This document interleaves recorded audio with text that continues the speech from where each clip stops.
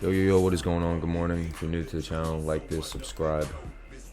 Let's get into it. So, GBPUSD, we're bullish on the day, right? We're looking at this key support at 300. That's where all sellers' liquidity is. All buyers' liquidity is about the 700 key level, which is what's happened overnight, right over here. We had this pump, we had this dump. So, it is an indecisive day, isn't it? So if we look at the 15-minute chart, all sellers' liquidity is down below here, and this level right here. So we're looking for bear traps to one of these levels to buy up to that U resistance, up to that level right there. So all buyers' liquidity is above that level right there, that 800 key level. So we're going to wait for sellers to become exhausted to trade towards that level. Okay, so on a 5-minute chart,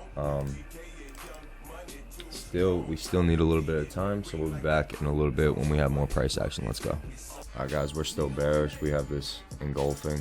We're gonna wait for things to turn around whenever the hell they do.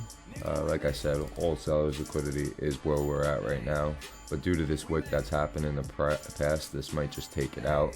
Like I said, major support is at 300, so there is a possibility that we do drop down to there, trap bears maybe at 10 o'clock, and then trade towards that right shoulder.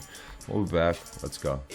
I'm not taking a short unless it's above here or here. I need bulls to get trapped somewhere above here or here. This isn't enough for me.